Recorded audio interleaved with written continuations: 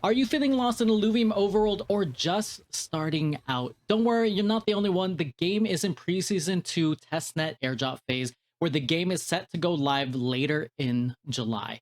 It's easy to get tangled into intricate mechanics, extensive content. This is where this easy to follow guide comes in to cut through the confusion with a clear step-by-step walkthrough tailored for beginners. The knowledge here is going to give you an edge in the current and upcoming Illuvium events, maximizing your potential rewards and airdrop. And if that sounds helpful, hit that like button right now. GM to all the new faces and returning strategists. But before we dive into the details, a quick disclaimer: I'm not a financial advisor. This is not financial advice. You can lose money with crypto and NFTs. Always double check the latest updates before making any decisions. So quick note, sorry for the delay on this guide. I tried my best to get this out there right before I went on vacation weeks ago. I pulled an all-nighter, worked throughout the night rendering the video, and then the shuttle showed up at our front door. Sad times, but finally got back, made the video better, and updated for recent patch changes, so you'll hear me jump in and out to add new details. The UI and screens may look a little different, but it's just a few minor changes to know in Preseason 2 from Preseason 1. Now let's jump right into things. First thing that you're going to want to do is set up your Immutable passport, which is your all-in-one digital identity and wallet for these blockchain games that are built on Immutable, which includes Illuvium. With it, you're going to have one account to securely connect and manage across all of these games, but also all the assets that you're going to be accumulating inside Illuvium. So from here, it's simple. Just head to immutable.com, click on Go to Passport. It's going to take you to passport.immutable.com. Click sign in. You're going to either sign in with your Google account or your Apple ID. Once you select one of those, it's going to log you into your account, and then you're going to see this passport. Next thing that we're going to do is head directly into Illuvium. What I'm going to do is I have a referral link that's going to link you and help support the channel. So use that link if you want to. It's going to be in the link. It's going to be in the description below. And I have a non-referral link as well if you want to use that instead. This is going to take you to the open beta Testnet Illuvium page where you can download the game from Epic Game Stores. So here we're going to click on play for free. This is going to open up your Epic Game Launcher. If you do not have Epic Games, just head to epicgames.com, download Epic Games, and then you'll be able to add it to your library here. So here I'm going to click open. Once your Epic Games loads, it's going to take you directly to the Illuvium page. Here you're going to see, I already have it downloaded, but here you're going to see get the app, get the game. Click on this, it'll download the game, and then you'll see on your left side under quick launch or library that it's going to be downloading in the background. Once this finishes, you're just going to head to Illuvium, and then you're just going to double click it to launch it. Once the game loads, you're going to click on Passport Connect next. And then because we already logged into our passport earlier and we set it up, it's already going to recognize that, and then it's going to show that you're connected. You can close this.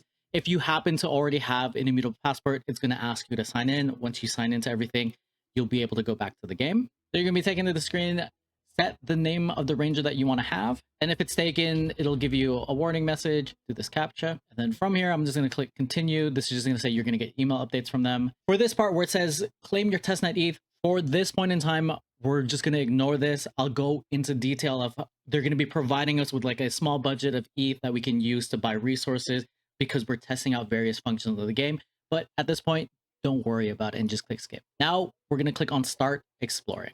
This is going to bring us directly into the tutorial after you set up your character.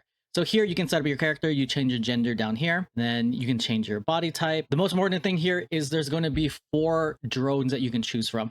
These drones have special abilities that make it easier to capture Illuvials when you're hunting them inside the overworld.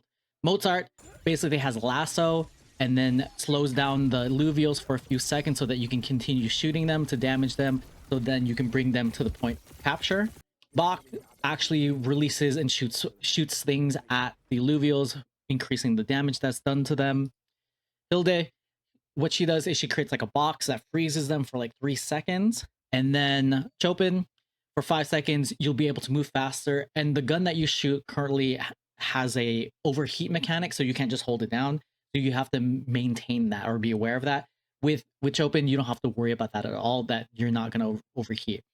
To be honest, the easiest one that I found is just to be using Mozart, that I just have been using and still use to this day. Now we're gonna head over to Overworld at the top. Arena, you can play in Arena and still count for the airdrop, but we're gonna focus on Overworld because capturing Illuvials and doing more things in Overworld leads to more points that gives you better rewards, in-game events, and potential airdrops for open beta. So click on Play Overworld. This is gonna take us directly into the tutorial next. So here your ranger is going to be dropped into the tutorial, and then we're just going to go over the various steps. So we're limited into this small part of the map, and we don't have full access to the map so that they can teach you all the different mechanics. So here I'm going to go over all the different things and just a few quick tips of what you need to remember. Here you press M. Whenever you go to a map, it'll show you the full map. You can use your mouse scroll to zoom in and zoom out. And then you have your icons on this right side that'll help tell you what those things might be. So here's a deposit right in front of us. The other thing that you're going to do that it's letting you know is to press H. This is one of those things that I forgot from the tutorial, but it's incredibly important because later on you'll be trying to farm. You're going to be looking for ore or plant or illuvials, and what this tells you is that there's a concentration of those things in that part of the map. So when I was first playing the game in private beta and even like into open beta, I didn't remember this from the tutorial. So then I'd be like exploring the map in like the blue and green areas, and I barely find anything to interact with. So it was a big waste of my time. So one of the things that you want to do is just open up the map and then press H so that you can see where things are. Here, there's going to be a deposit in front of us. That's one of the things that you're farming. And I just right-clicked it. When you right-click on the map, it sets a custom marker that you set. And this is important when you're actually exploring, that it'll send this ray of light so that it's easier to know where you want to go inside the map. So that's one of the things that I do is I press M, H, and then wherever it's red, I'll place it in the back. And then that's my path for looking for the different things to farm. Here are the different controls that you're going to be learning inside this tutorial. When you hold shift and you're on the ground, you're going to sprint. And then if you press control while you're running, you slide. And then they don't mention it. They should mention the gravity boots before the jetpack. But when you press jump, that's your gravity boots. But you double jump. If you hold spacebar, it holds you in place. So that's going to be important later because you can see all of those different areas we're going to be traversing and you have access to. So space, hold space, double jump. You can keep jumping until your stamina bar is empty at the very bottom. It's just like a lot of other shooters where once that depletes, you won't be able to use it again. And if you're unfamiliar with moving inside an FPS game, you have your W, A, D, S keys. So then those are your movements for those people who are new to FPS games as well. So shift, oh sorry, space. So spacebar, shift, and just hold shift, and then you'll be able to move around. So for this part, for you to glide when you're airborne, you have to be at a certain height. So if you just double jump, this is not high enough for you to place shift and to glide in the air. You have to jump higher. So just triple jump, shift, and then control. Then you're able to glide in the air. This will be important later when we're moving through the map. One of the reasons why it's like, why would I want to glide in the air compared to just doing my jetpack is because the jetpack uses up more of your bar at the bottom. You're going to want to glide to cover more ground because it uses up less of your bar. So when you're traveling from like that top area to this top area, or if it's far, you'll be using that so you can conserve your bar energy at the bottom.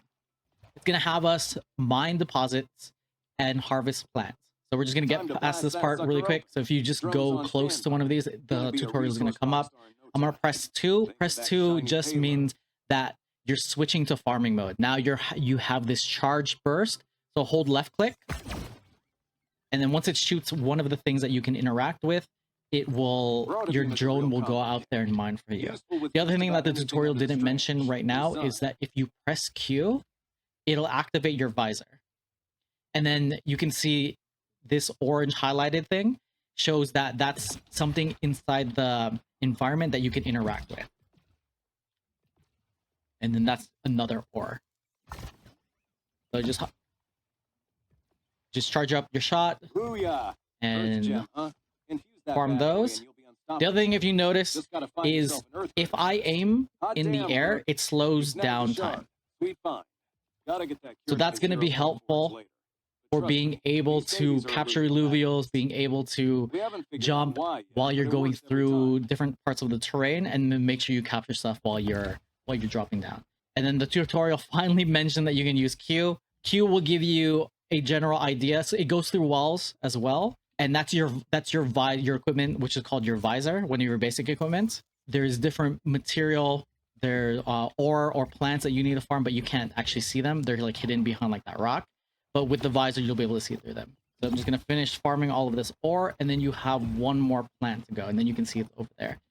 Also, the range on your drone is far. So you can farm from very far away. Now, this part of the tutorial, you're going to head to this white custom marker, a yellow mark custom marker, and then you're going to see, if you just zoom in with right click for aiming, you can see there's an Illuvial over there. For this part of the tutorial, it's going to have you capture it. There's a few tips for capturing Illuvials in general. You want to be out of their line of sight so that they don't get scared and start running. You want to switch to your one gun, so just press 1, and then you'll switch to this gun. And then you want to be careful of your overheat mechanic. If you hold it down and you're just shooting, you'll overheat, and then you have to wait till there's a cooldown. So you want to make sure to avoid that, avoid being seen by them. So if you put out your Q, you can see where they're facing.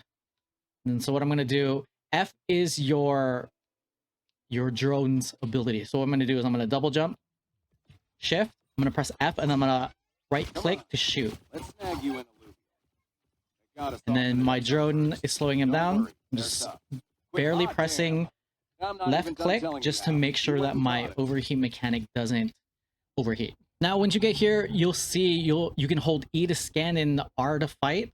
Most of the time in the very beginning, you're just going to be fighting, but later on the later stages, you're going to want to conserve your energy. And then you're going to want to hold E to scan because you'll have a bunch of Illuvials at that point, and then you're going to be capturing certain Illuvials either for your airdrop points to complete or for events like the one that's going on right now.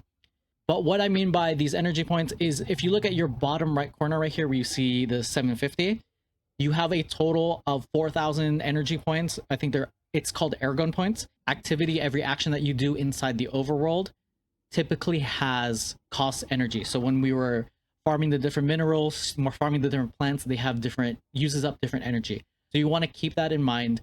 And at the later stages, this is going to matter more because you're going to have to pay valuable resources to get to stage 1, 2, and 3, the higher stages. Stage 0, there's no cost yet. So you can just, this won't matter as much. So from here, we're just going to fight for now. And one of the things to know about this encounter is it's going to be an automatic loss because they just want to teach you and get you familiar with what's going to happen. So there's two parts of capturing Illuvials. It's inside the overworld where you run into them. Then you have to damage them. That causes instability. And you raise that bar all the way up. And then they turn into that wormhole rift warp thing. Here it's going to be an auto chess battler type match. So if you played auto chess from Dota or TFT League of Legends, it's pretty much the same mechanics. So here you can just drag and place anywhere your units. It won't matter that much right now. Your enemies, traits will be on this right side. So this is their affinities and their elements and their classes. This will matter more later. I'll go into the details of what matters and how to optimize for that later. And then for your own Illuvials, you'll see them here, but we don't have any right now. And for now, we're just going to click start. You can use your same movement buttons, and then you can use your right click to control your camera and zoom in, zoom out so that you can get while they're auto battling, you can do different things. Get on out. For this part of the encounter, don't worry, you're going to lose all the time. There's nothing you can do. It's just so that we can get to the next part of the tutorial. Now they talk about Ergon energy. Now that it's depleted, we have to use the obelisk to return to Sanctum Mesa. Sanctum Mesa is your base. These obelisk things are basically your teleport waypoint areas. And then here, it's just a reminder that you have 450 remaining power. You don't want to waste that at higher levels where you use resources, but at stage 0, which we're at, it doesn't matter. Now we teleported to your Sanctum Mesa, which is your home base. If you open up, if you press M, and then you just zoom out a little bit, we're going to be heading to this area. And this is your home base area where you're going to be doing a lot of the different in-game activities that help you progress through the game. So we're just going to move towards that yellow beacon. And then here you can just practice the different movements. And then if your bar is recharging, you can always just hold shift. And it's still pretty fast as you're sprinting. But at later levels, it's going to get harder. And the Illuvials get stronger and they get faster. So it's going to be important to upgrade this equipment later, which I'll go into soon. You're going to be coming to this forge a lot because this is where you upgrade your equipment, and that allows you to do more things within the overworld. Future Jeff here. One of the things that you're going to notice that's different from when I recorded to after the patch is there's going to be UI differences. The information is still generally the same, so the information will be good moving forward. You'll just notice a little differences. I'll also pop in and out to describe some of the other changes that are important. This part of the tutorial, we're going to be crafting a weapon. And here, it's going to have us craft. This is the crafting recipe. It requires an ingot, essence, and a gem fragment. The ingots you get from mining the different stone ores that we saw. The essence come from mining and farming the different plants. All plants drop a certain type of essence. Depending on the essence will depend on what stage you have to farm. And then we'll go over which map stages there are later. Infused gems. We don't have an infused gem. To create an infused earth fragment, we need a earth gem. So here we created the earth gem. We're going to go to the ingots. Requires 3 rhodium ingots. And then these are the ones that we're crafting. And then here we have all the materials required now. And then we're just click forge. Now that we have all the materials, it's finished crafting, and then you'll have the sword inside your inventory now. Now we're going to create a shard. This is basically creating Pokeballs. You basically have to farm all the material, and these will have a higher chance of dropping from the green rocks. These are important because you need different shards to capture different tiers of Illuvials, and they have higher rate of success depending on which tier shard that you create. So here, we're going to create 4 of them. You're going to look at all the stuff that you have by pressing I, which brings up your inventory. Now you can see this is where the Earth Sword is now inside our equipment. And if you click on it and you drag your left button, it'll bring up your inventory wheel. This is what you'll be able to see inside the battles as well and inside arena. And you just drag it to a weapon slot. Now we're going to head over, press M, and we're going to head back to capture that Illuvial. Because what they're going to do is they're going to give you an Illuvial to help you fight that Doka. Here we're going to travel to stage 0. You can see these are the different stages, and what this changes the quality of the Illuvials and the minerals and plants that you can farm.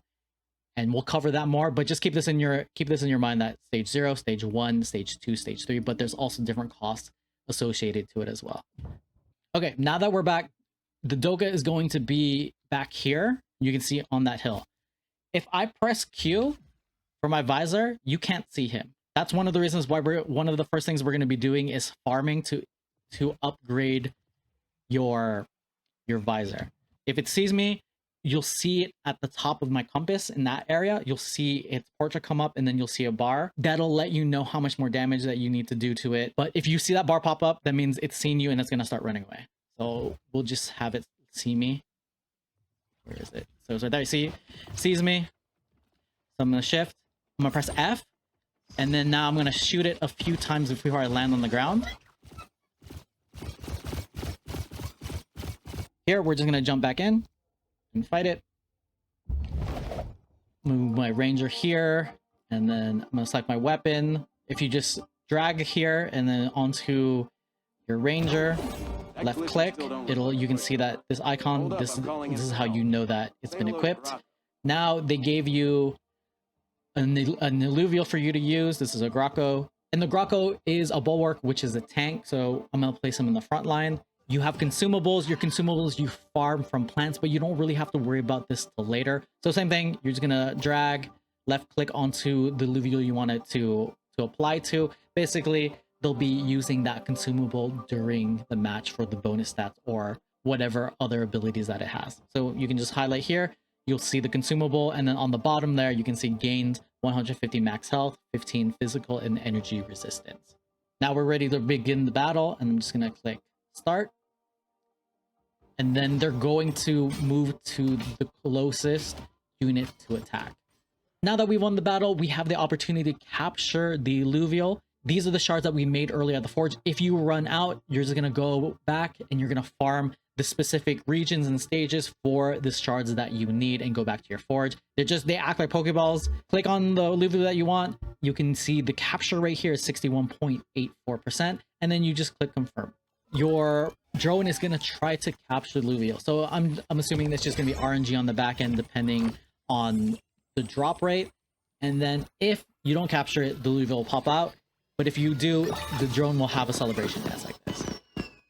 And then now that we've finished capturing that Illuvial, that's the last part for this tutorial. As you can see, we're gonna go to Sanctum Mesa, and then going back to your home base refills your Orgone energy. You can see in the bottom right corner, you have 4,000 now. And now I'm experiencing a bug. This might happen to you. So what you're gonna do is just press I, because all my equipment is gone. Press I, and then you're gonna re-equip all of this. So you have your visor, your helmet, energy rifle goes to your gun, boots, and then your basic jetpack, and then you have all your stuff back again. Press escape. I'm gonna shift, and then I'm gonna use future Jeff again. That portal is no longer there. It's up the trail just a little bit further. So one of the things that you want to do if you just want to teleport directly to the forge, just press M and then use the teleport beacon instead. This portal to head back to this forge. So once this loads, this is where we're going to be progressing within the game. So as I was going through the footage, I didn't notice like a dum-dum that my camera was blocking this section of the forge. So I'm going to talk about this section of the forge and dive into it deeper and explain it a little bit better. So up here, you can see the different tabs of the various things that you can upgrade and craft within the forge. This is really important because this is tied heavily into how you're going to be progressing through the game. Briefly, armaments are basically armor and weapons that you can equip that will help you mostly in your battles with your Illuvials, but mainly for your ranger. This is important because it gives you bonus affinities and bonus classes that you may be missing within your team. Equipment is going to be your base equipment that affects your movement within the overworld and also how you mine and how you farm efficiently. Your jetpack is your movement, how fast you are within your jetpack. Your mag boots are basically how high you jump and how much stamina you have as well.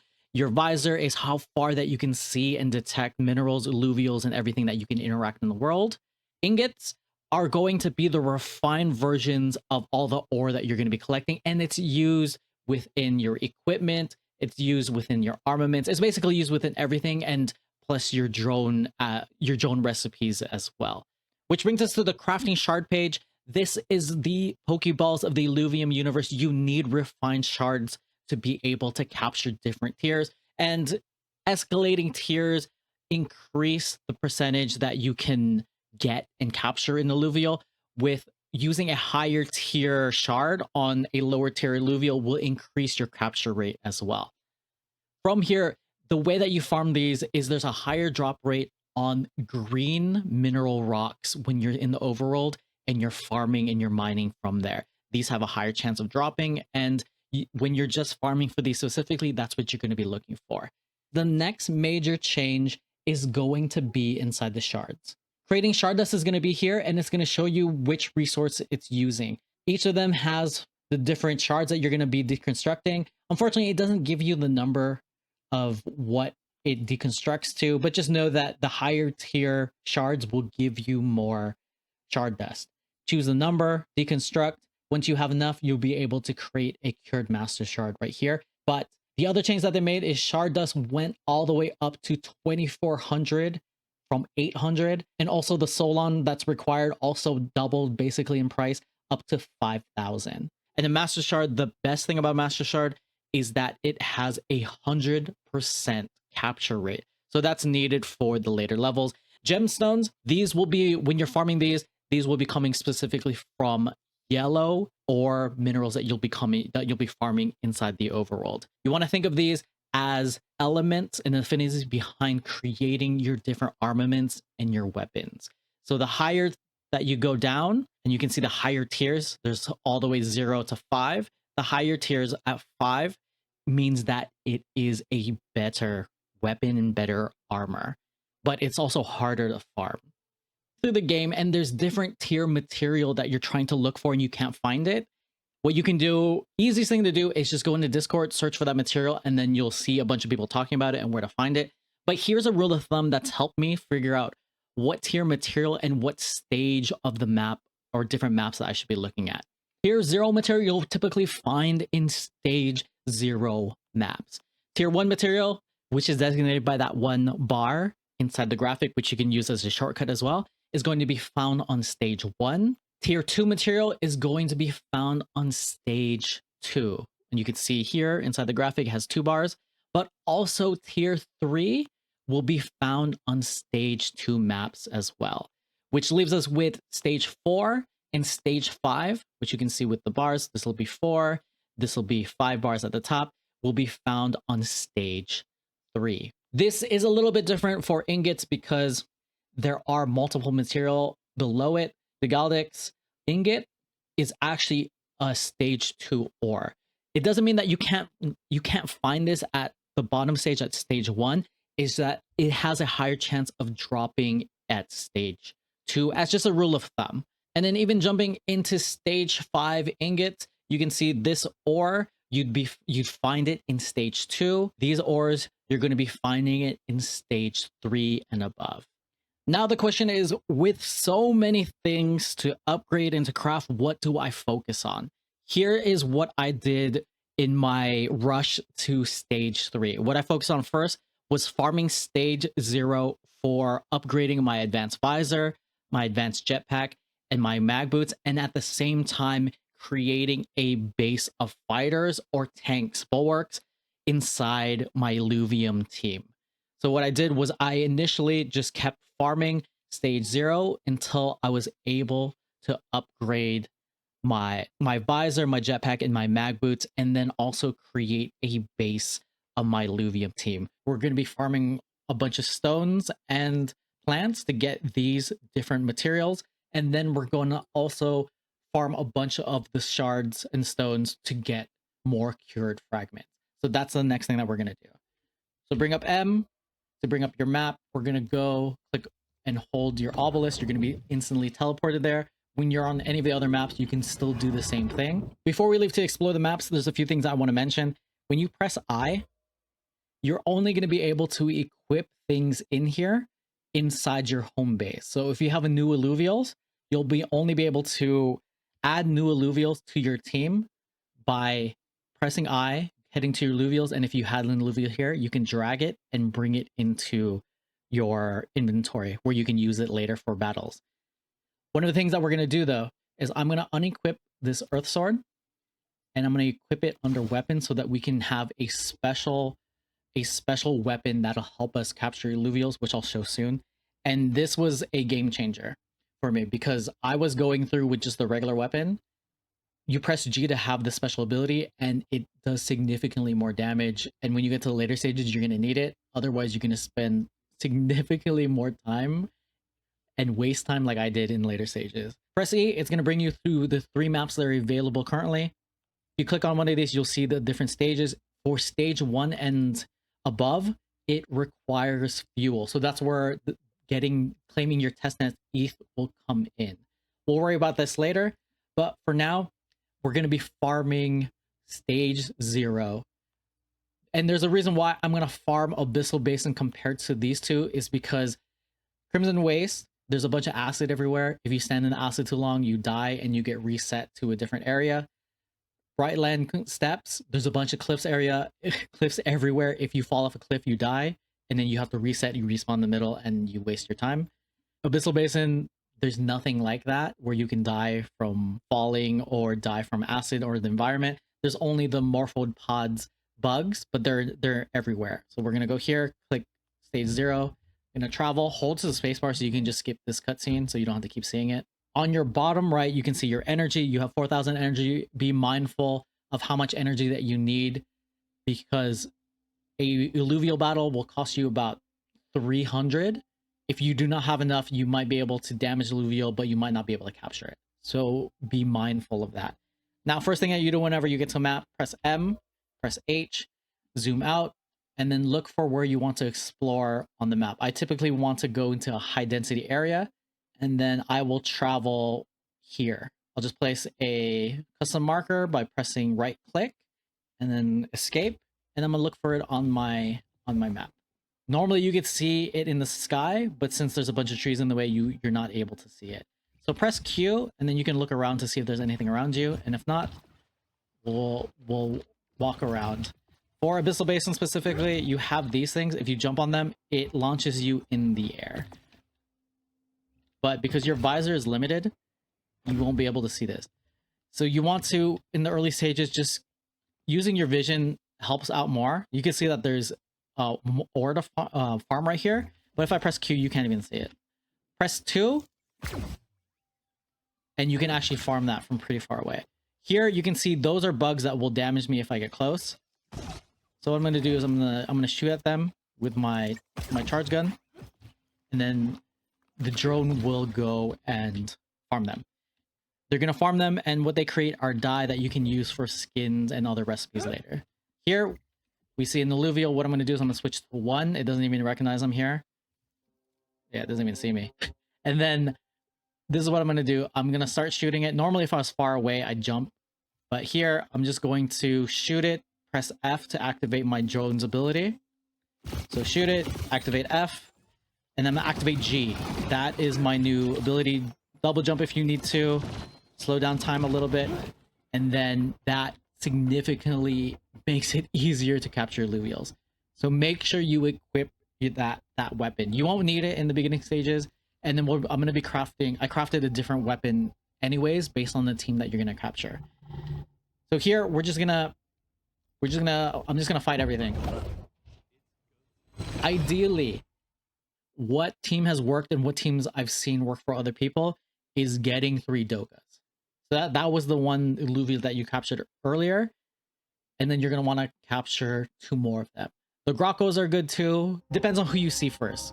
So we saw the Grokko first. So diving into the details a little bit more, if you look on your left side, you can see the different classes and different synergies that you have for the different units. If you right click on the different Illuvials, you get to see the more information. This is their element or their affinity, and then this is their class. When I say synergy, if you have 3 of these units, you can see there's different tiers. The 3 means you have 3 fighter units. This means that your whole team gets 6% attack speed with 12% attack bonus for fighter units. And then below that, you can see your unit's experience points. This is how much health they have. This is, think of this energy as your mana. That it's called Omega. So once this fills up all the way, and this is filled up through fighting, they'll be able to unleash their Omega ability. For this lesser Earth Doka, slams its fist into its target and then does this much physical damage based on this multiplier, and then it gains 18% attack speed for 4.5 seconds, and the next 3 attacks cause the target to be disarmed for 1.25 seconds. So you can just do that. This will matter once the battles get harder, and then these affinities and the synergies matter, and also against your opponents. Here you can, same thing, just click on your opponents and you'll be able to get additional information. For now, we're just going to keep attacking and keep farming until we can capture more. For now, we're just going to keep placing what we have down because it'll be enough to survive all these battles in stage 0 until we can create a team and then progress to the later stages. Here, you see that this thing is ethereal. You can translucent, you can see through them. That means they're not capturable. You can only capture this Illuvial. And in later stages, they wanted to add in more strategy, but still keep the economy balanced, because if they introduce too many of those higher tier Illuvials into the economy and everyone can capture them, then that will be bad because there'll be an oversupply in the future. which is good for, there's a lot of people complaining, but I think it's good for the stability of the game. So now here we have a few different shards. This is for tier 1. I'm going to save that for the future. But if you use a higher tier shard on a lower tier Illuvial, you have a higher capture rate. So if you wanted to capture, you want a higher tier capture rate for this, you could use a higher tier one. I'm just going to use this one, 58%. So let's see what happens. And when we are able to capture that. Here you'll get additional information for your Illuvial. These 3 dots, if it was only highlighted 1, that's a tier 1 Illuvial. This tier 2, these 2 dots means it's a tier 2, tier 3 on the Illuvial line. So this is a higher evolution of this Illuvial. And depending on your luck and what you run into, you might just create a better team of Illuvials. Here I'm running the Grokos in my main account. I was just running into Dokas and I just used Dokas. So just be flexible with the teams that you can create based on what you're actually looking at. So now we're just gonna continue to explore throughout this region. See, there's ore there, and I'm just gonna keep farming until I have enough to get to the next stage. So this is green. This will give me shards. See, there's a shard fragment. This is just white, common. This will give me the different ore that I need. Over there, that is a plant, so I'm gonna farm it for essence. And then so on the way to the beacon that I originally set, I'm going to just keep looking around. Let me get close. When you are highlighted like this, it means that they're close by and that they're slowing you down.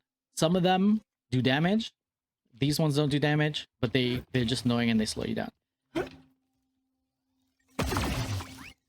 So you just want to farm them. Then you can see this has a little bit of a yellow tint. These are going to be farmed for, have a higher chance of dropping gems. So there's a reason why I like Abyssal Basin better than the other maps, is because you can tell where the ores are on the wall. You see them spawn on the wall all the time.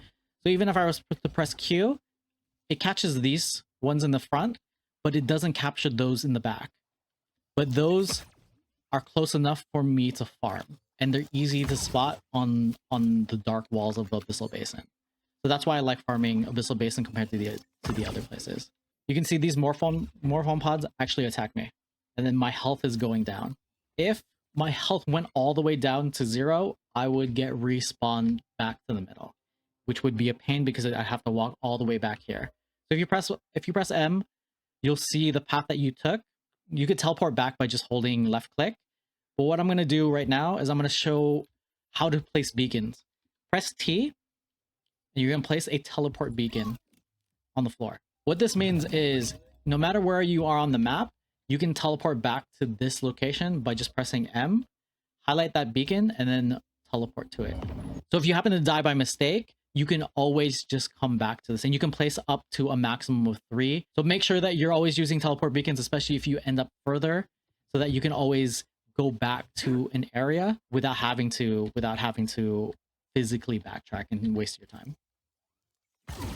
Again, Abyssal Basin has a lot of the ore on the wall, so always just check the walls, and then you'll be able to farm them faster, especially because you don't have an upgraded visor yet. Through this one run, I'll have farmed a lot of the ore already. So you can see the range of your drone is pretty far. Once you're close to losing all your energy and you're down to your last 100, you'll get a notice. Once you use up all your energy, you'll get this notice that the time until the dome collapses. It basically means it's just going to kick you out of the zone. Press M. Now we're going to teleport back to the beginning area, and then we're just going to refill our energy by going back to Sanctum Mesa, to your base. You can just monitor your progress, go back to your forge, and then we'll see how much minerals that I collected on just that one run. Now coming back, let's track our progress of how many materials that I was able to get. I was able to get 2 out of the 4 bolstering essence, and then Neodar and rhodium ingots. Let's check.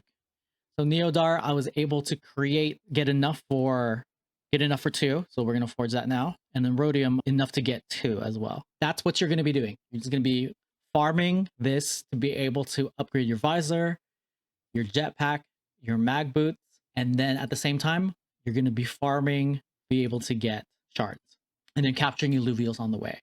That is what you're going to do for this point in time. Now, before we go to keep farming, if you remember, we captured a greater Grokko, so we're going to equip him to our Illuvial team. Press I, press Z. and then head to the Illuvial tab. Click on this. You can also click L. You're going to drag the new Illuvial into your team.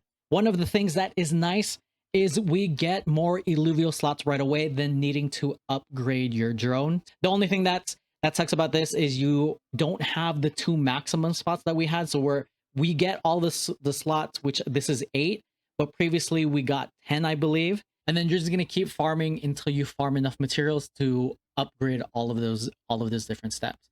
I'm going to go to Brightland steps so that you get a feel for what to do over here. Now, before you start, press M, press H, zoom out, and then just pick a place that you want to go. I'm going to set it for this north part area. You can just use your eyes. But here, there's an Illuvial here.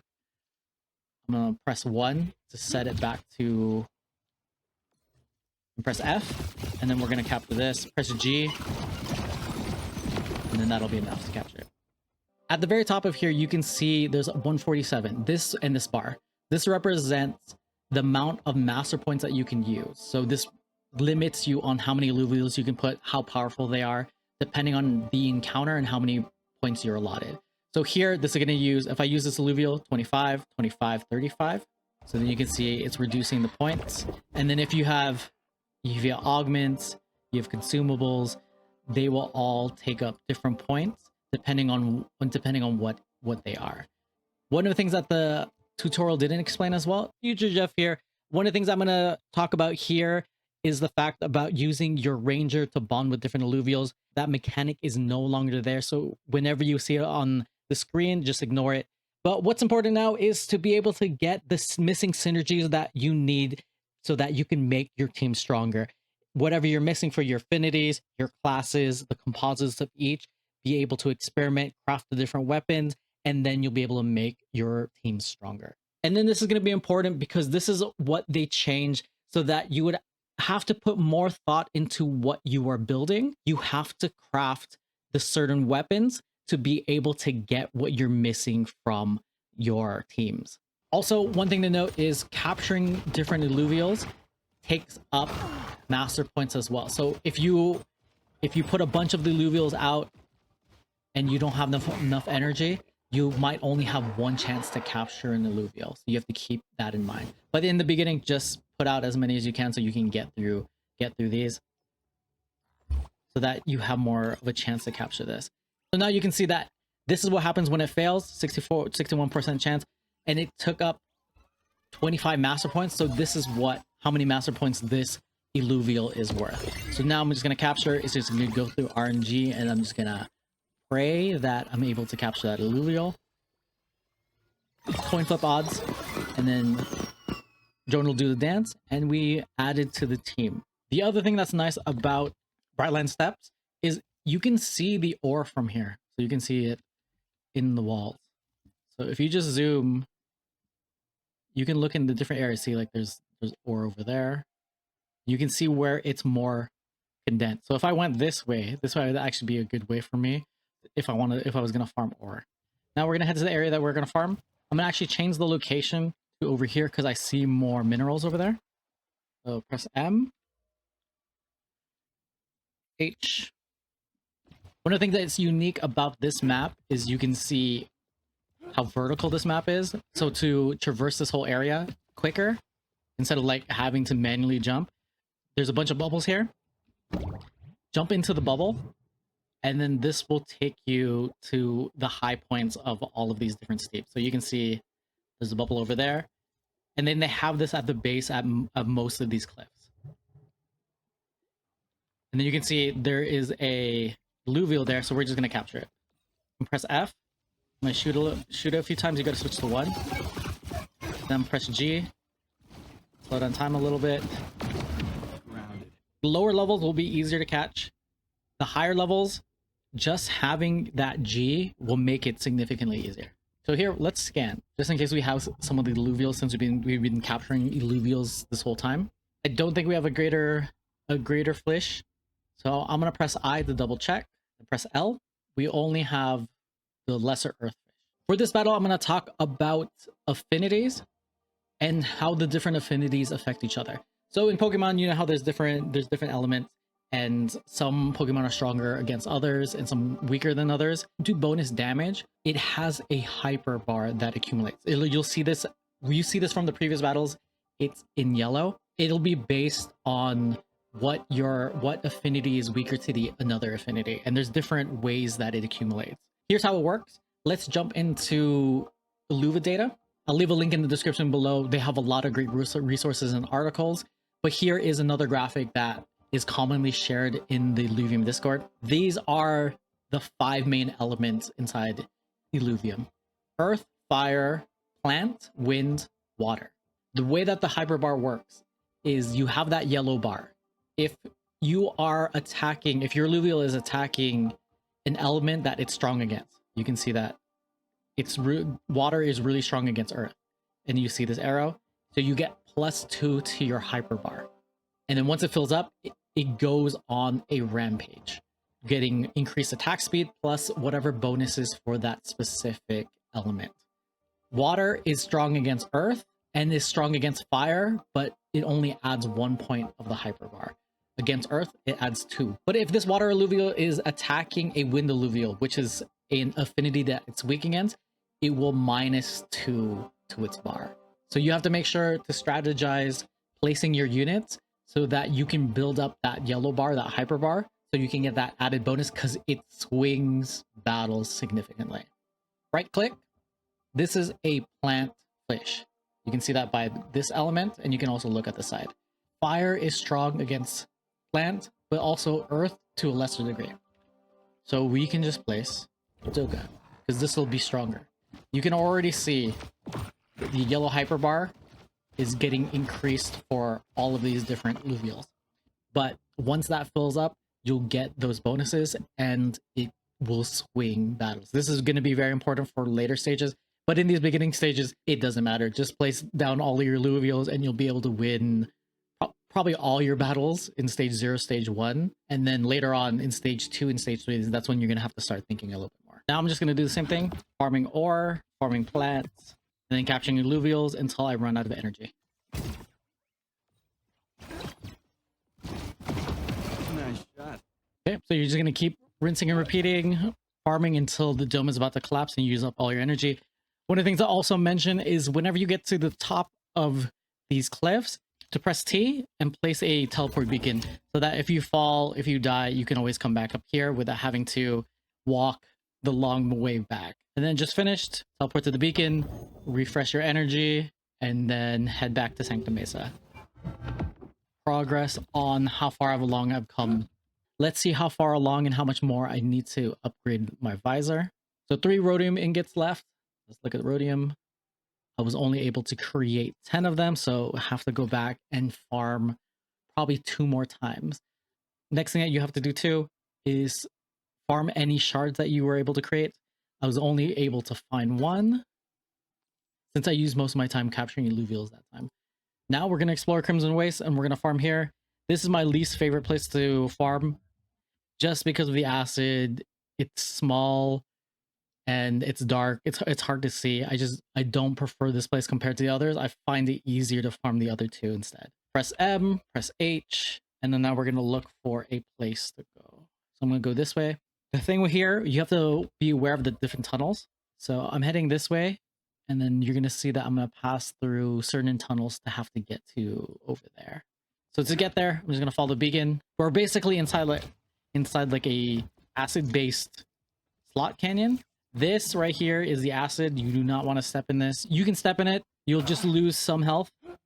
But the longer that you stay there, you will die soon, and then you'll restart to the beginning. So in Crimson Waste, you're going to end up in dead ends. So if you do, you just have to look up and see where your path is. The path that we're going to have to go through is going to be this way. So just use your boots and just keep pressing spacebar till you can clear the higher and get to the higher areas. This is the other reason why I don't like Crimson Waste 2. It's easier to get lost. And what helps is pressing Q, because you can see through walls, and then you can see this is a dense area of things that we can mine and farm. So I'm gonna head that way instead. So even though this is tier 0, you'll still be able to find higher tier evolutions of the tier 0 Illuvials. So once you get into that, typically, Once you run into higher evolutions of those Illuvials, they will be stronger, and you're going to want to capture them so that you can create a better team so that we can progress to higher stages. So here, I was able to find a higher Doka, which is nice because this is going to be part of my base team. So I thought for a second that I was going to lose the Doka because I only have one shard left. When it comes to this point, you've been farming and you don't have enough shards, you're just gonna have to go on a run where that's all you do. You just do minerals. You can focus on just the green minerals. But what I'm typically doing in the very beginning is just farming all of the ores that I can, because there's still a small chance that you could have a shard drop from there. And in Crimson Waste, when you run into a dead end, usually just look up, and then that's gonna be the way that you're gonna have to go up.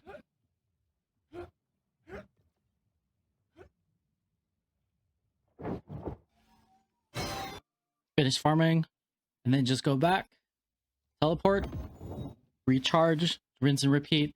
Since I'm low on shards, I'll go back to Abyssal Basin, and then just farm the ore to continually to get more shards. So you just keep rinse and repeat till you can upgrade all your different equipment. And now this is enough to upgrade my visor. The missing piece is the basic visor that I have equipped currently. So what you're gonna do, you're just gonna X out of this, open up your inventory, unequip your visor. So you just drag it over here, press E, and then now we're gonna upgrade to the advanced visor. So we have all the materials. Click forge. If your gear doesn't pop up right away, just wait a little bit. It's thinking in the background. And then now you have an upgraded visor. Do the same for jetpack, do the same for boots, and then keep upgrading your shards once you have enough. And then one of the biggest changes that they want to do was make changes to the Ranger unit. So they did an overhaul of all of the different armor that you have to adapt to the strategy. So if we're going to look at armor right now, I'm just going to go to the bottom here to the filter. I'm just going to click on tier 0, stage 1. This will bring up all the different suits that are at this stage so we can get a better idea. If we take a look at the different types of armor, you can see that the Depth Hex suit has Omega power and 10 starting energy. So that's going to help with strategies with different rangers that are going to be relying on their Omega and their special abilities. Alpha is going to be a more generalized suit where it provides 50 health, 5 resistance, 5 physical and energy damage, and then 18 movement speed. Just a general armor that is good all around. And then the Guardian Exosuit is more geared towards defense. The Guardian Exosuit provides 50 health, 15 resistance, and 15 movement speed. And then when you just go up the different stages, it's just increased stats for each of these. If you want to go more defense, go more all around, or head towards more energy and focusing on your Omega is the 3 types of archetypes that we have in the suits currently. So now this brings us to the different weapons. In the past, all the stages provided either one class and one affinity. But now what's going to happen is it tiers up matching the different Illuvials. So stage 1 Illuvials or stage 0 Illuvials will just have a basic affinity and a basic class. So let's just take a look at that really quick. So this is going to be stage 1, and then we're just going to look at stage 0. When you look at this is just nature and rogue. So crafting the stock nature dagger would be beneficial for your team if you're missing, you're 1 away from the nature bonus synergy, and you're also 1 away from a rogue synergy. Same with any of these others. This is going to be for Scion in nature, Bulwark nature, Empath in nature, Fighter in nature. And then it goes to all the same things, but repeated for each affinity. If you were to go to stage 2, this is where it changes, and then you're going to get 1 composite attribute. So that could be a composite affinity where it's a combination of 2 affinities, or it's a composite of your classes where it's a composite of 2 different classes. The composite classes, think of them as advanced classes, advanced affinities, don't appear on tier 0 armament. You have to look at tier 1 and above. And the other thing that is new in Preseason 2 is not all composite classes are present. So this is one of those things that you have to look and experiment with to see what the team has made available. Now you have a better idea of how to play the game. A common question is, what now? Basically, what you're going to be doing is you're going to explore each map, capturing Illuvials, and depending on when you see this, you're going to focus on what generates the most potential money for your time. If there's an event going on, you can focus on capturing Illuvials or completing the mission tasks that you need to maximize either your airdrop or gain rewards. In the moment, we're heading into the final moments of the Mega Hunt event that ends on June 30th, which is a couple hours from now, and the end of open beta testnet, where the focus was on capturing Illuvials, capturing different tiers, and completing different lines and getting bonus points from that.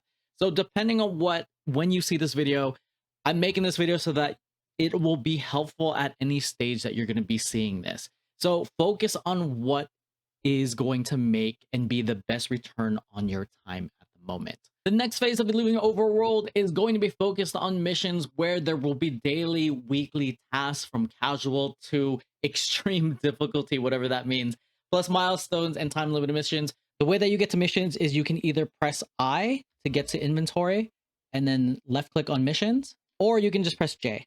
Here you're going to see your daily and your weekly missions, and then you'll be able to see your rewards and season points for these, where it's going to be accumulated at the very end, and then that's going to lead to how much of the airdrop you're going to qualify for. And then one of the nice things, if you've played any MMOs, this is a quality of life thing, is you can pin this so you can see your progress.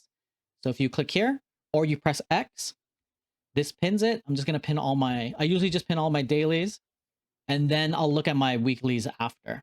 Press escape, and then you'll see it on your left side. Unfortunately, if you go back to the missions page, once you complete one of these, it will be gone. So you won't be able to track how many points you have. And if you're keeping track of the points yourself, you're going to want to make a note somewhere on your computer before you complete it so that you have an accurate record of everything. So it makes sense to be able to have a team that can do everything inside Illuvium. So I believe rushing comfortably to farm stage 3 maps where is a main goal for most people, and upgrading your team once you're there so you can get the most airdrop points or rewards.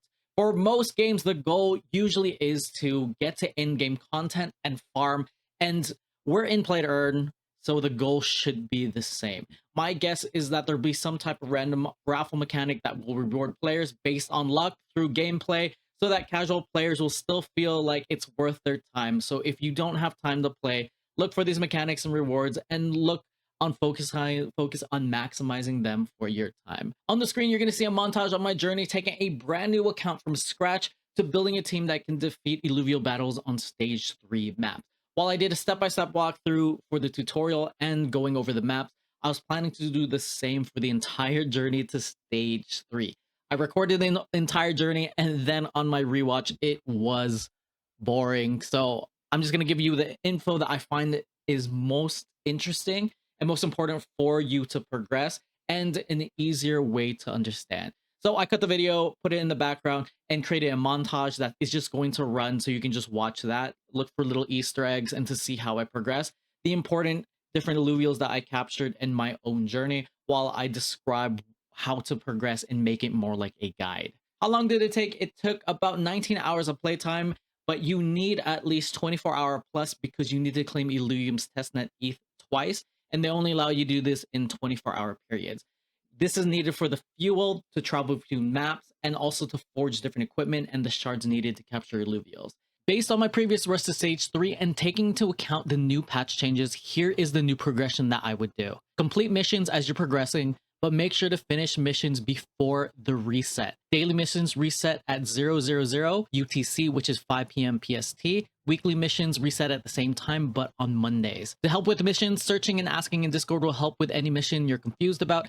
If you get a shard, gemstone, ore, or essence that you need to get, you can look inside the forge to find the tier of the materials. Then here's a general guideline. 0 tier shards, gemstones, ore, and essence are found on stage 0 maps. Tier 1 are on stage 1 maps. Tier 2 to tier 3 are on stage 2 maps. Tier 4 to tier 5 are on stage 3 maps. Now onto the progression.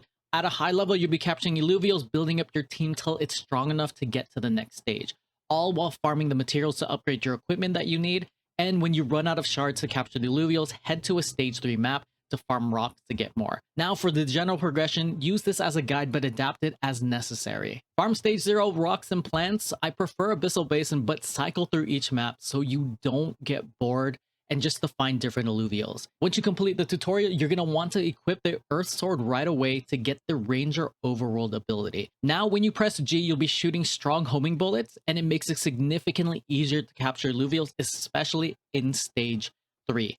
Next, you're going to move on to what I previously mentioned, Forge Advanced Visor, Forge Advanced Jetpack, Forge Advanced Mag Boots.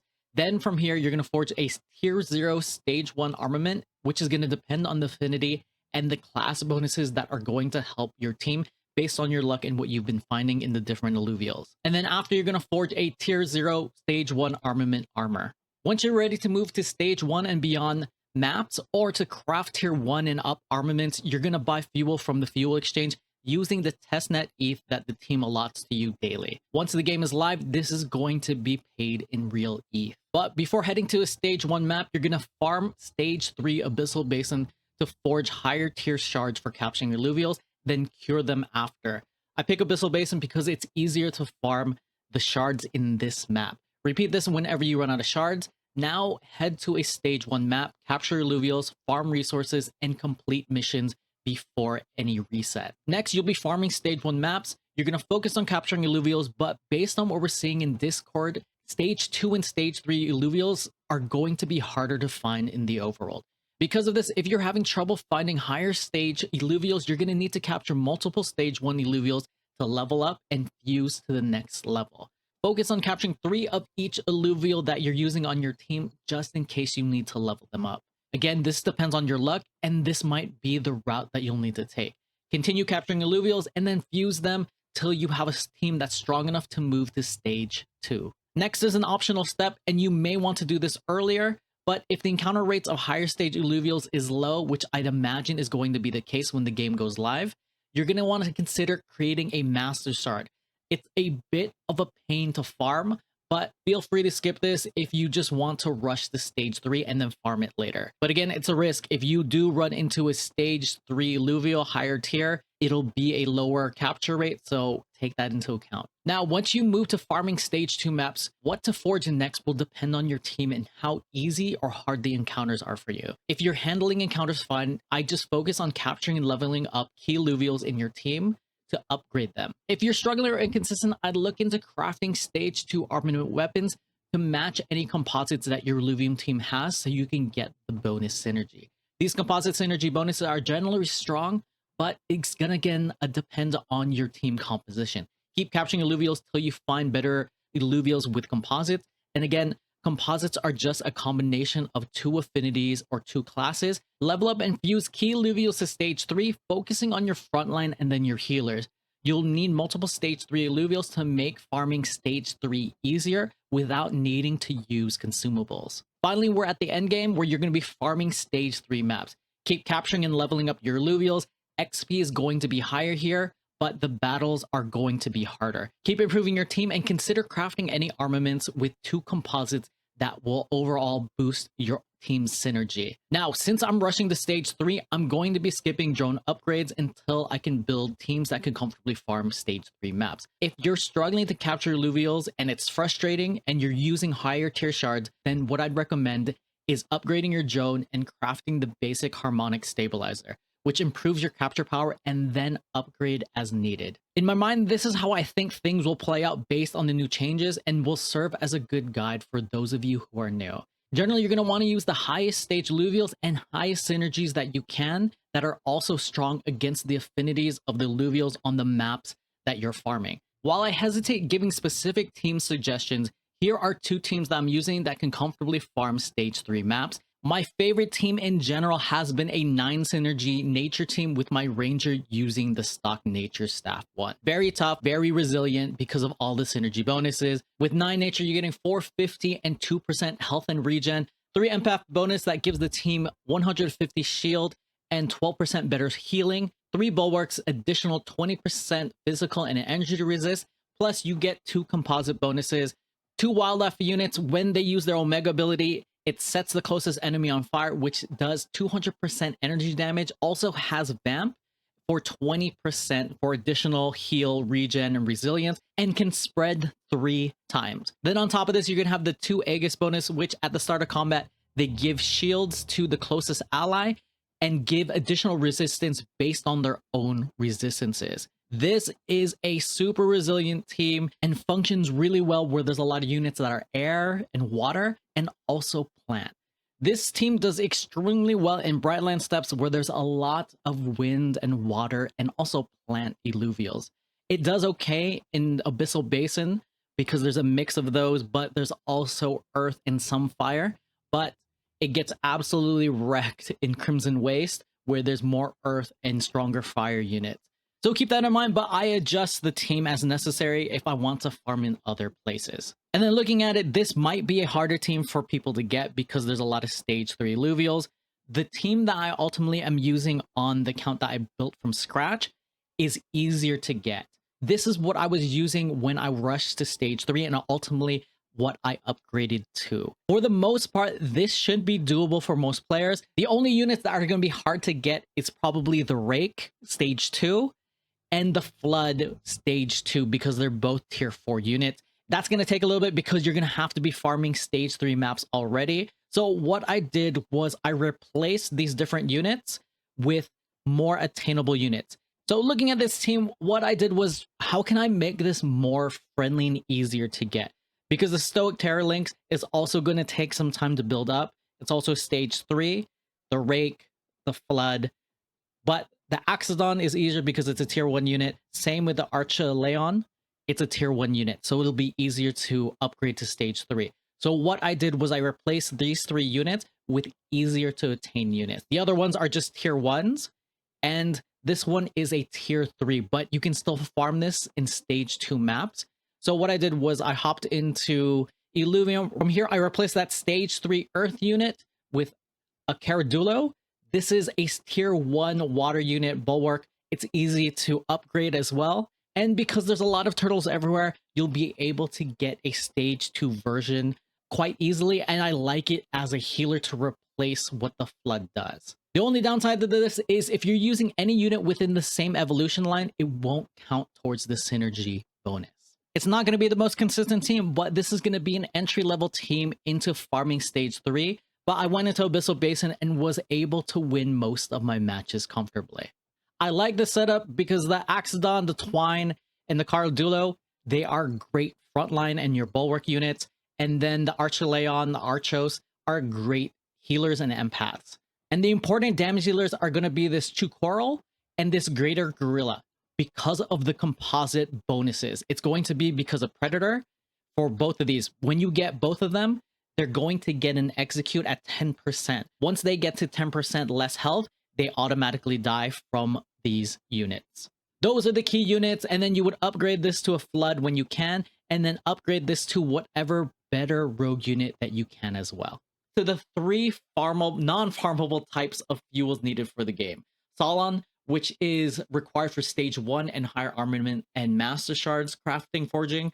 There's Hyperion, which is required for common to resplendent shards, and then Krypton, which is required fuel for traveling from stage 1 and higher maps. So it's gonna scale higher, and you're gonna need this to farm the maps that you need to get on. In Testnet, the game will give you Testnet ETH that you can use to buy the different types of fuel that you can claim every 24 hours after you've completed the tutorial and played enough inside Overworld or inside Illuvium. So click Testnet, claim Testnet ETH. It's this screen that pops up when you first log into Illuvium. So you can claim that every 24 hours. To create a master shard, you need to forge shards and then deconstruct them for shard dust. Each rarity shard breaks down for different amounts, and you would need 800 shard dust and 2,400 Solon to craft 1 master shard. So again, that's where the Testnet ETH comes in to be able to craft different shards that you need. In the real game, it's going to change and you're going to have to spend real ETH or have land. So when you're progressing through the game, here is one thing that is going to be different. And that is different from when I did my rush from starting from scratch to farming to stage 3. Because it was easier with the bonding mechanic, now I'm going to suggest forging one of the earlier stage 1 tier 0 weapons. This is going to be dependent on what you have inside your Illuvial team already. So say you're one away from nature, and then you're one away from getting the rogue synergy. Say you have 3 rogues and you have 2 nature, and you need 3 nature to get the synergy, and you need 4 rogues to get the next synergy. This stock nature dagger would be perfect for you to craft. So this would be one of the first things that you work on after you upgrade your basic equipment to advanced, and then choose a tier 0 stage 1 weapon to create. So this basic armament should be able to hold you over until you need to farm a higher tiered one. Which brings us to the next big change, which are drone upgrades. There's been an overhaul of what they kept inside the Forge upgrades. So I'm going to filter so that we get a basic gist of the types of drone upgrades that are available now. This is going to be duplicating ore. Basically, when you're farming, you have a 4% chance to get more ore. This one's to get more essence. Every time you're farming plant, you have a chance to get more essence. This reduces the mining cost. So the energy cost when we're mining rocks, you know how it takes energy. This is going to reduce that overall cost. This is going to reduce the encounter cost when we're fighting Illuvials. This is going to reduce the harvesting cost when we're harvesting plants. And then this one improves capture power. These won't matter if you're trying to rush to stage 3. What these will matter for is when the game goes live. When the game goes live and we're using real ETH and real money to pay for fuel. At this point in time, it's not going to matter as much unless it's required for a mission. This section is going to be dedicated to tips on winning battles when you're struggling. So we're going to cover battles in more detail to help you improve. If you're struggling winning some of the battles in the overworld, let's go back and cover some of the basics again. These bars are going to be the tier of the Illuvial, the 2 dots, the 3 dots here. What is highlighted is the stage of the Illuvial. Typically, as a rule of thumb, the higher tier and the higher stage means it's going to be a stronger Illuvial. And what you're going to be doing throughout the game is just upgrading your team, trying to get higher tier, higher stage Illuvials. If you can just keep farming, getting those higher tier Illuvials, you'll be able to do better inside your battles. The next thing I want to talk about is the Omega, which is the special abilities of these different Illuvials. You can already see it's going to be this white bar.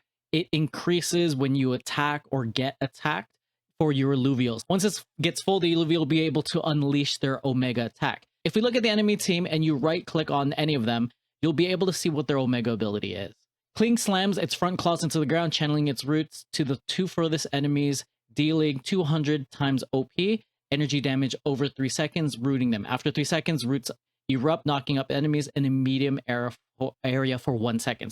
So you want to think about these different Omegas and your placements. Once you start getting stuck, you're gonna start having to read all of these different Illuvials, and then you'll get more familiar with what all of these different abilities do. And then affinities are similar to elements. There are 5 main elements, and then they play into weaknesses and strengths of Illuvials.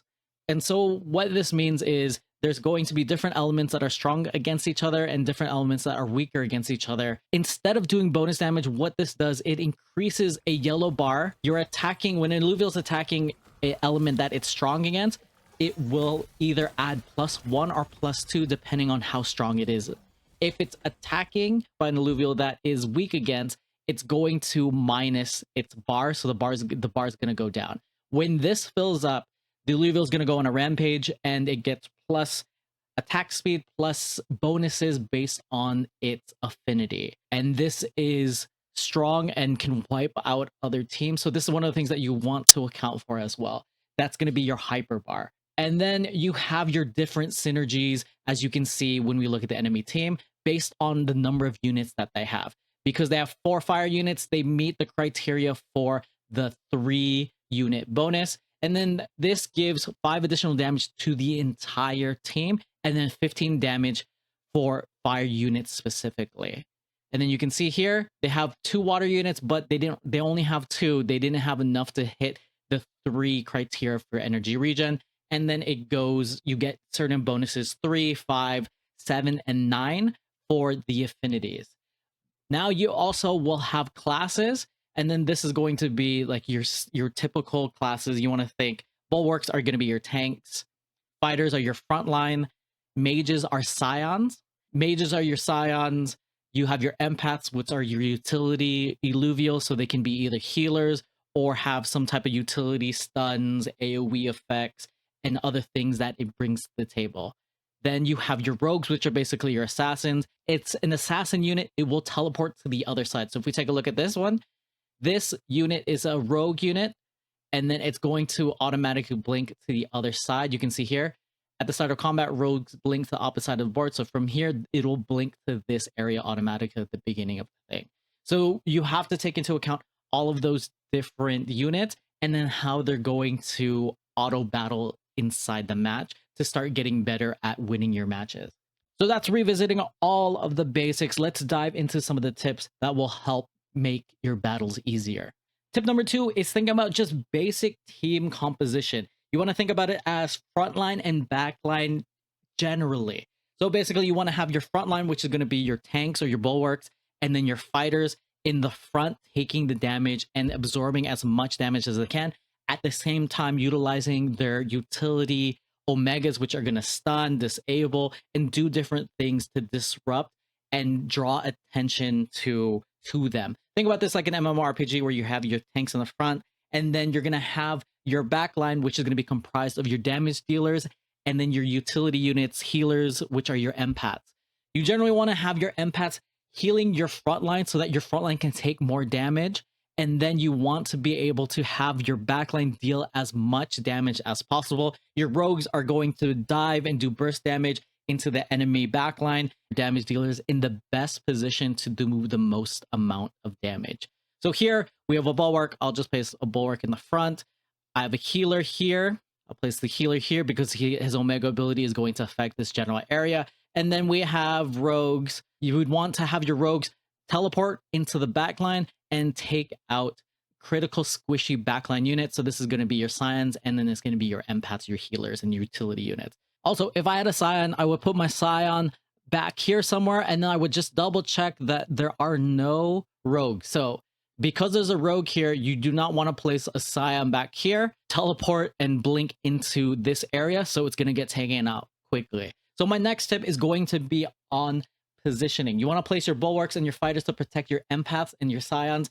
Place them in the front, but you also want to place them in the back to intercept rogues who are diving your backline units, your empath healers, and your sign mages. You can tell this unit is a rogue. Just right click all the different units so you can see which ones of them are rogues. And generally you want to keep track of which ones are rogues. So these two are rogues. This is a rogue, and this is a rogue. So that means these are going to teleport into these areas here, directly across the board. So what you want to do here is you want to position to be able to intercept them so that they don't attack your squishy damage dealers or your important healers. So because of this, what you're going to want to do is to move your front line to better intercept the rogue unit. So now that we know that a rogue unit is going to blink into this area, I'm going to move my bulwark back here to be able to intercept him so that he doesn't attack my healing unit. But we know that this unit is also a rogue, and it's going to be teleporting in this area, which is bad because it's going to attack my healer. This healer is a little bit more tanky, so it wouldn't be too bad, but the affinity is also a weakness, so that is something to take into account. So I'm going to move my healer to this side. So what I'm going to do now is I'm going to move my healer to the left side, but we know there's two other rogue units here. Nature affinity is stronger than the water affinity, but rogues do more damage. This is a tankier nature unit, so I could leave it here, but what I'm going to do instead is I'm just going to move it a little bit, and I'm going to put this nature bulwark instead to absorb the damage. It's generally going to teleport here, so these two should attack this one. I'm going to place this a little bit behind here. So then that means this healer can still affect these two units here. Now, the next thing I'm going to do is, because we know this is a higher stage, higher tier unit, and it's going to blink into the backline back here, I'm going to move this water bulwark here to tank the damage.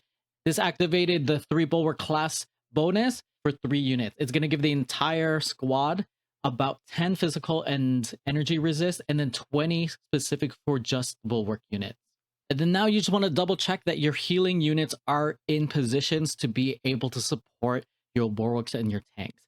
So I have another empath unit that heals. So I'm going to place in this general area. So if I click on the flood, you'll see that his Omega creates a deluge of water into the sky, instantly restoring 150 times OP health to all allies, providing additional healing of 200 over 4 seconds. So if I place him out of harm's way into the corner, he'll still be able to affect the entire map.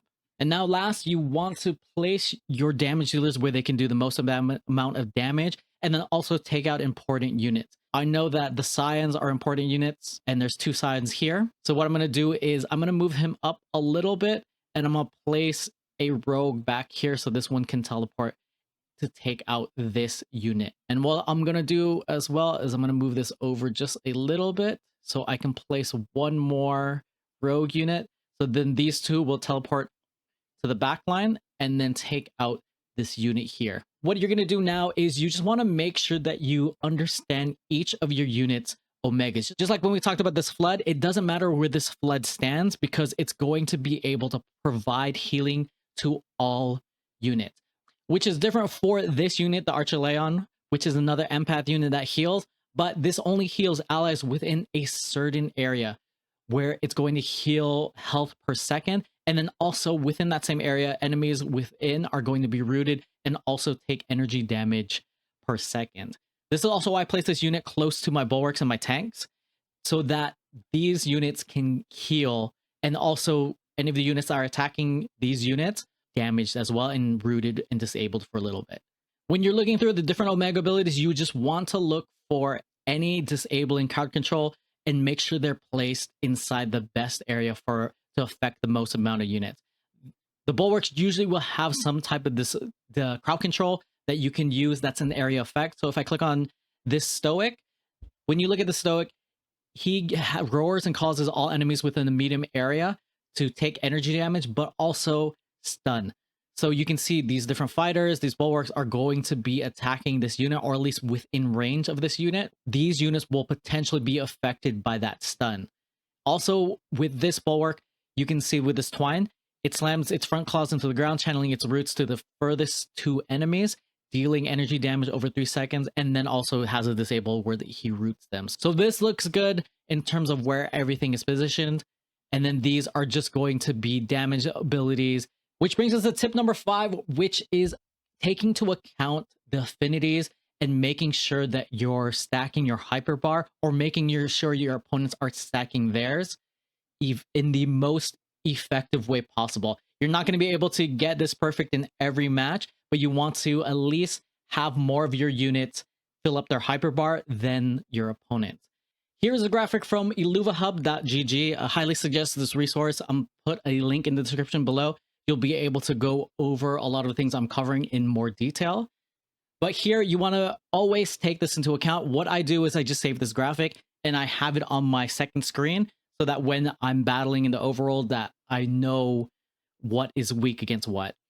Okay, so Earth is strong against fire, fire is strong against nature, nature is strong against wind or air, and air is strong against water. And then you have your diagonal strength affinities.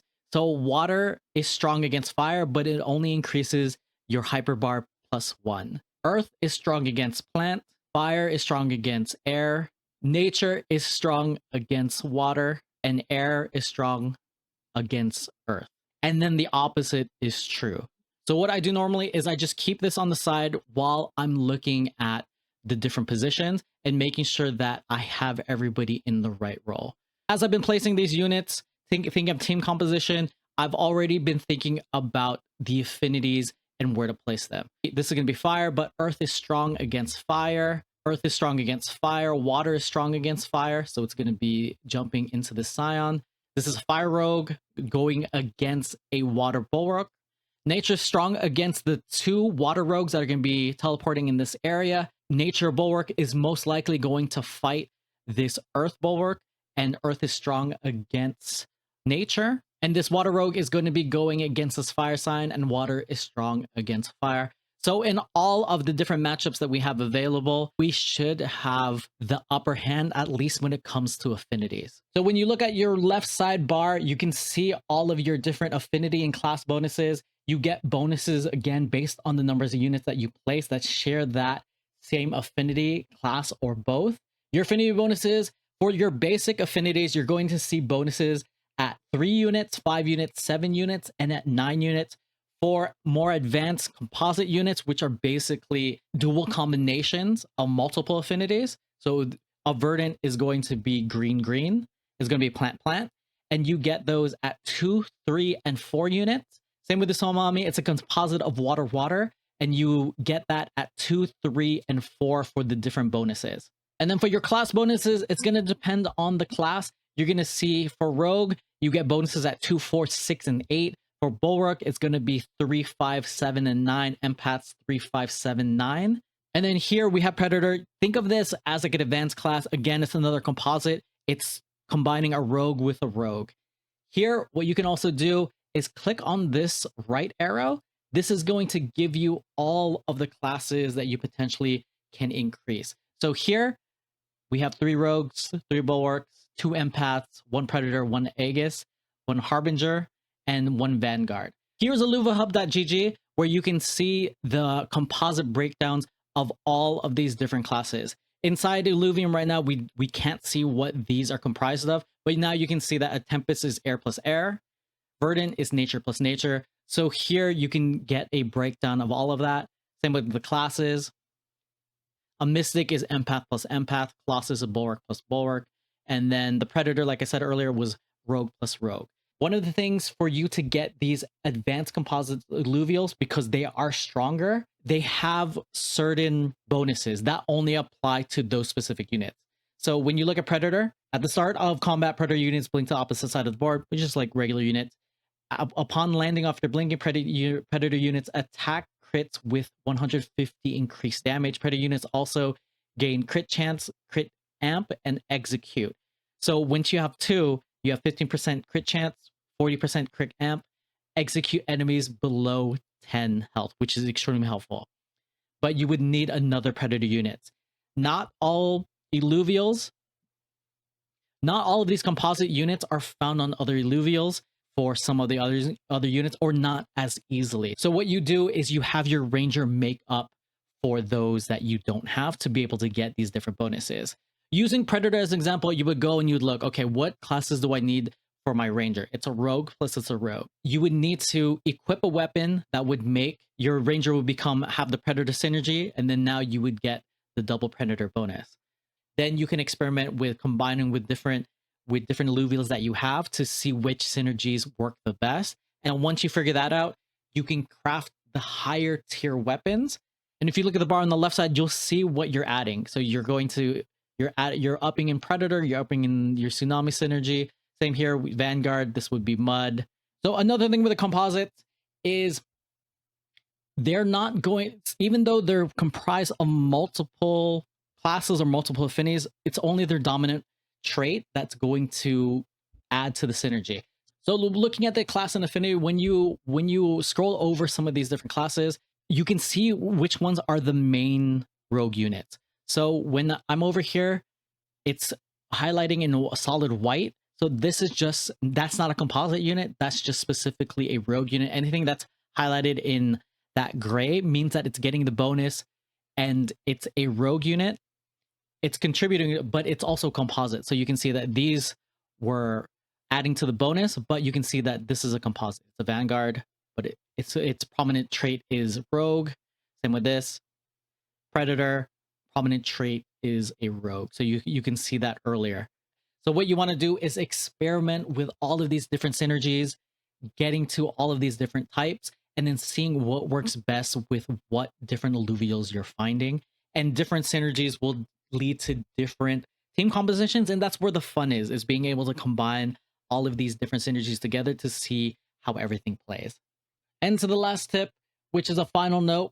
So if you go to the far right here, you'll see the encounter mods, and depending on what these mods are, sometimes will make battles, especially depending on what your team composition is, unwinnable. So this one, enemies are going to get 80% additional attack damage, which is a lot. They're also going to get, they heal for 4% max health every second. And then they also have 600 additional health. So even though we have the strength bonus, these are strong encounter mods. In the very beginning, you'll get a feel for which encounter mods you'll survive and which other encounter mods in combinations you won't. And to save your resources, sometimes it's better just to escape from this if you run into a really bad combination of these encounter mods. From here, if you do experience encounter mods that you might not be able to survive, what you can do is equip different consumables. These different consumables, you'll be able to farm from all the different plants in stage 3 or all the stages. But to go over really quick, for the fruits, this is going to heal for 5% maximum health per second. Usually I'll be placing these on tanks or frontline. With the dragon eggs, this is going to do pure damage per second for enemies in an AoE area. I'm going to be placing this in units in frontline as well, or just the damage dealing units in general. The caps are going to gain more XP. So when you're trying to level up different Illuvials to be able to combine together, this is what you're going to want to put in. Once you get a stronger team, you're going to make room inside your team and then leave like a few slots of how many you can survive and win the encounter with, and then place these on the Illuvials you're trying to level up and combine into the higher stages. The floorball is a general multi-purpose consumable that you can place on frontline, but I place it on other units as well if I don't want to use any of the other higher tier consumables. For this, for attack damage and attack speed, I will usually place this on damage dealers, especially rogue units, because I want them to attack fast and to kill the backline units fast. With these jelly fruits, I will place these on important Omega units. So any units that we need to have disability, where we need crowd control, we need healing right away, we need any important Omega units, I will place this on. So usually my empaths and sometimes my bulwarks if they have an important stun, AoE stun for everybody. Pop spores will give thorn units, basically it's just reflect damage again for frontline. These ring units, this will refresh integrity. Usually when your Illuvials are dying, taking a lot of damage, you're using them a lot, you'll see this warning message where it says Niantic Discord, reduce attack speed by 20.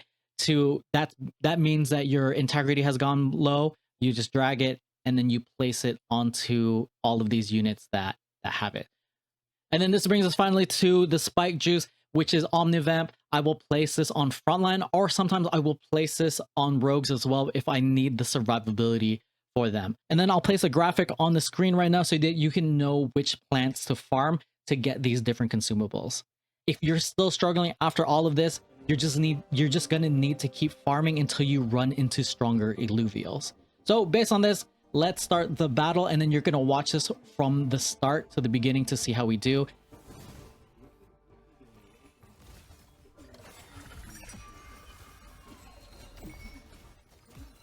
So that's why I placed the consumable here, so that he could do the heal, because I knew that the rogues were coming and we're going to be teleporting in. That gave enough time for all of the other units to take out the back line and the front line. And it looks like we're going to survive this, so it's fine. And if you're struggling to find stronger Illuvials, what you can do is you can fuse Illuvials to get to the next level. And the place where you're going to be able to fuse Illuvials is going to be back in your base. Head back to Sanctum Mesa, and then you're going to go to, it's close to the teleport. Once you get to the teleport, it's going to be in this fusion area. Press E, and the way that fusing works is you'll be able to take 3 of a lower stage Illuvial and fuse it into a higher stage Illuvial. So not only do you need 3 of the same type, same stage Illuvial to get to the next stage, you're going to basically select these, and then you're going to burn these to get to the next higher stage Illuvial. But there is an experience requirement like we talked about with the consumable. You can equip the consumable to increase the experience that your Illuvials get. So every time that you battle, you'll be getting experience for that Illuvial. Go to the highest winnable battles that you can get to, equip the consumable that gives you extra strength, and whatever you can manage to survive. if you can have all of these inside the same team and then equip them, the faster you'll get the experience needed to get to the next level. If you can't, just pare it down until you can survive. If you can only have one of these, then you're just going to keep taking that time to level up your Illuvial. And then when you meet this experience requirement, you'll come back here and then you'll go down here and you'll fuse. You'll need Solon and you'll just go to the fuel exchange, buy that, and you'll be good to go. When you fuse Illuvials, your resulting Illuvial will gain attributes based on the 3 sacrificed Illuvials. If you want a fused Illuvial with ultimate stats, because just like Pokemon, all the different Pokemon that you capture, all the different Illuvials that you capture will have different stats, and some will be a lot stronger than others. If you want a fused Illuvial with ultimate stats, you're going to need to have 3 Illuvial to sacrifice that also have maxed out stats. So, or you're gonna risk the RNG of getting a bad stat. So waiting to find Illuvials with better stats and taking the time to farm them will depend on how much time you have and your goals for the game. If we're at a point of stage in the Illuvial beta or even the live game where stats matter, then you're gonna want to farm and look for better stat Illuvials. If we're at the point of time where you just need to complete different Illuvials, you need to have different stages, or you just need that Illuvial to make your team stronger, then that is the trade-off that you're going to have, because sometimes farming these different Illuvials, you just have to take what you get and then weigh the trade-offs based on the time that you can commit to the game. So fusing Illuvials is one of those ways to get stronger Illuvials if you're having bad luck in running into them inside the overworld. This is going to be especially important because in the later stages of open beta or in the later stages of the live game, drop rates, encounter rates will greatly vary and will probably not be able to run into rare Illuvials as often as we are currently. So one of the best ways to do this to get a higher stage Illuvial is going to be through fusing. Now, once you understand all these concepts better, if you're still struggling, then keep farming the Illuvials till you find higher tier and higher stage Illuvials. Then keep experimenting with different synergy bonuses till the battles are easier. The meta is going to constantly be changing, so be flexible and adapt until you're able to find what works for you and the Illuvials that you found. And finally, that brings us to the end of this beginner guide. This should give you everything that you need to progress and rush to stage 3, and then comfortably farm to maximize your airdrop or your rewards for Illuvium. If there is anything else that I haven't covered or you're confused about, please leave it in the comments below. I will cover it and answer your questions, or cover it in a future video. And if you enjoyed this video, I highly suggest checking out this video next.